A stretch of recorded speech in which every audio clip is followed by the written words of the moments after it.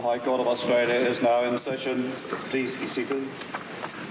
Success is happiness within yourself and serving others and doing things in your life that make the world a slightly better place. Two mates are on a mission to figure out how 10 Aussie icons in completely different fields broke away from the pack. We want to dig deeper, see if anyone can do what they've done, and figure out their common thread.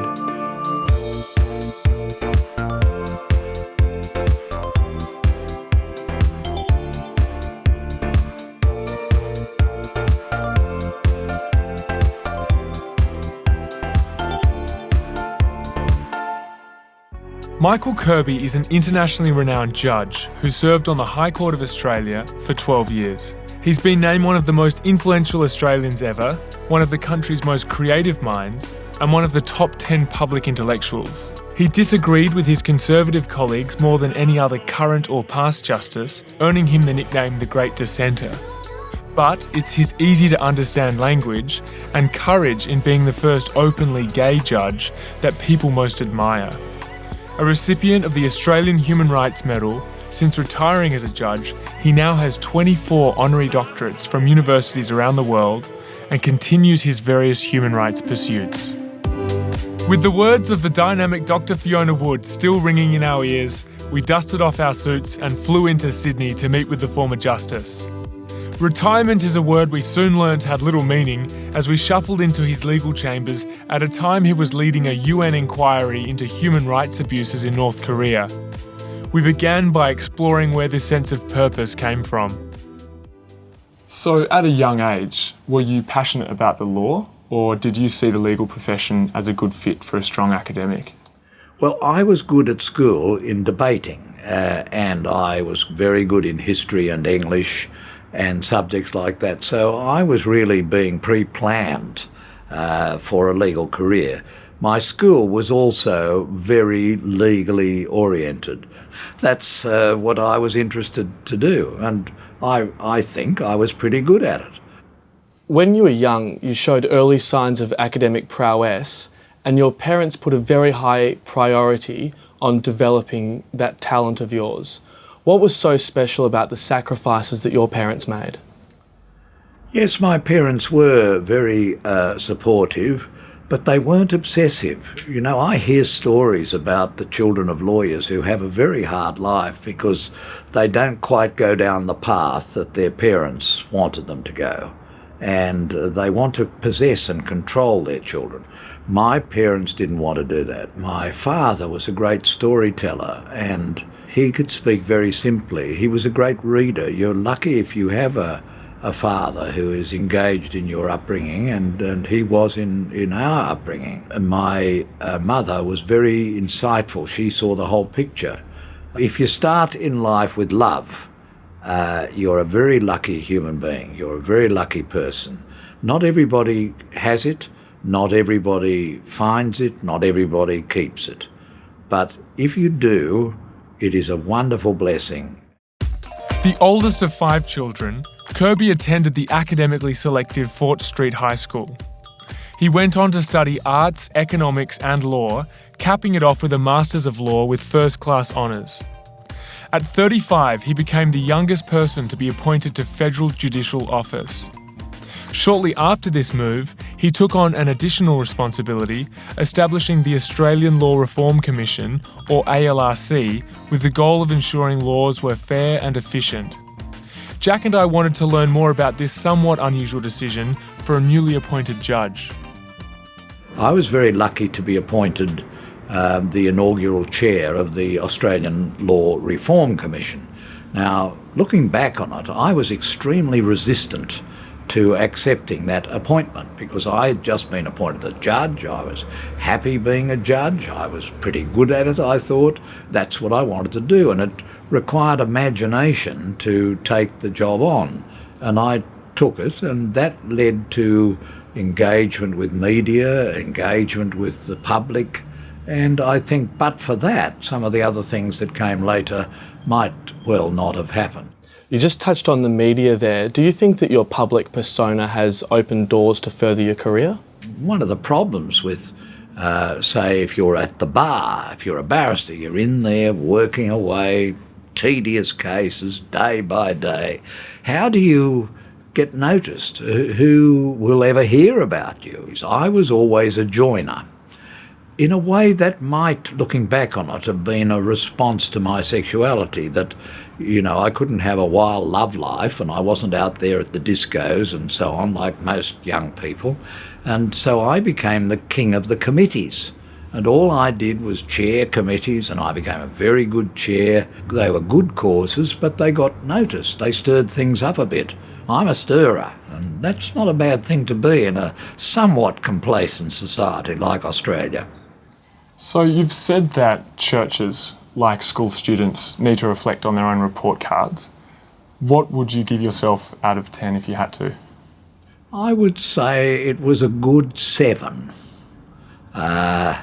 I didn't fail, but I didn't achieve as much as I could have. I might have gone into political life, and if I'd done that with wife and 2 children, I think I might have given them a good run for their money. But that really wasn't a feasible thing unless I was going to spend my whole life pretending, and I just wasn't willing to do that. I'm not so sure even now that a gay person could reach the top of the pops in politics, but it will happen. And I hope that perhaps my life has made it a bit easier for those that come later. Given he'd reached the top of the legal profession, Jack and I were surprised that his answer was only 7 out of 10. It showed us success can be a relative pursuit. We wondered whether he didn't give himself a higher mark because he never fulfilled his political ambitions. But we were also interested to hear his take on the need for getting noticed. Unlike most other judges, Kirby's career has always been in the media. While often people wrote of his judgments, many commented on his love life. In 1999, at the age of 60, he decided to put the rumours to bed, listing Jan van Vlotten as his long-term partner in Who's Who magazine. Although the news was largely a non-event, some people found it hard to understand how a serving judge could be openly gay when homosexuality was still a crime up until 1984. We wanted to explore this paradox further. Is being gay still a barrier to success in the legal community? Well, I think it probably would still be, yes. The problem remains that of religion. But I haven't abandoned my religion, but I have to acknowledge that in Australia, some of the religious groups are very hostile to gay people, and that is a tragedy, especially to young people. Just imagine what it is like to grow up being hated by other people when you're young and vulnerable. My whole life has been battling against one stereotype, my sexuality, and that poofters are all weak and soft and lovely and window dressers and so on. Well, I'm not. I'm a tough and highly trained, experienced lawyer, so get used to it. And were you ever motivated by a self-imbued pressure to realise and have recognised your talent?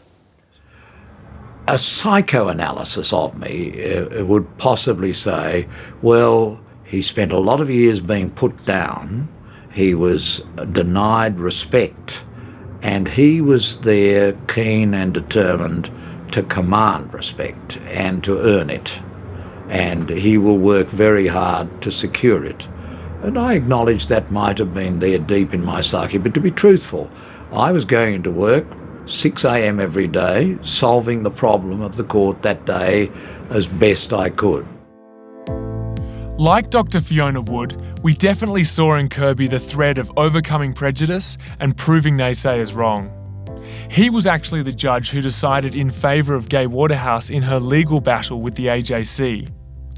Despite having felt held back from a political career because of his sexuality, Jack and I were astonished by how much he's still been able to achieve and continues to achieve. He has a big heart and is still driven to make a difference, giving his time to the arts, human and animal rights, and environmental and scientific causes, often speaking in public to inspire others. Ours is a world of love, questing to find the common links that bind all people. We are here because whatever our sexuality, we know that the days of exclusion are numbered.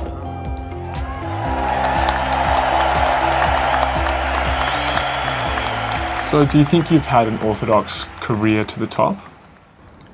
Have I had an orthodox career to the top? No, I haven't had an orthodox career to the top. I moved sideways into the industrial relations area.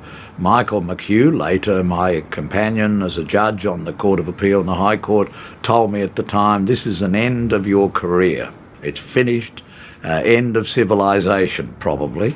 Well, it wasn't. I moved sideways to the Law Reform Commission. That wasn't the golden path of a barrister fighting out the cases. So I'm keen to explore this sideways step, in your words, to the ALRC. What lessons can we learn from this? When you get challenges, sometimes you've got to back your hunches. It's intuitive. But if it is to do something new, you should do it, because that is a rare opportunity in a human life. And we're all dead very soon. And there's a lot of boredom. And therefore you should do things that are going to be exciting, they're going to be different, they're going to be innovative, and you're going to make a bigger contribution to human happiness. And that really, I think, was the reason why I took the plunge. The Secretary General of the United Nations once said, the gift to great achievement is to see over the horizon, to see beyond the limitations of the here and now. So taking challenges are very important, but getting the opportunity is the most important ingredient. We kept hearing this idea of luck come up during the interview. While he often brought it up in the context of simply being fortunate, we wanted to hear whether there was a bit more to it than that. So what role has luck played in your professional career? A big role, a very big role. Chance, luck, people you meet, people who think well of you, that can play a big part in your life. And there's no escaping that fact. You know, it's like Peter Weir's film, The Dead Poets Society. It's a matter of carpe diem. You seize the day, but you've got to have the luck to get the day and to get the chances to seize. Everyone Jack and I meet suggests luck has been a crucial ingredient to their success. But there was more to it than just this, and Kirby helped bring this thread home.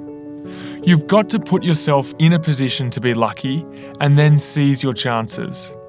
This is the real thread we see in the people we meet. They work hard, create opportunities for themselves, and then act on them. We hear you're a fan of a certain Hollywood star from the 50s. Yes, I was We thought a fan of James Dean. As a small token of appreciation, we'd like to thank you for your time today. Oh, and Jimmy Dean, eh? We've got you that poster. Dream as if you live forever. Live as if you'll die today. Not bad advice.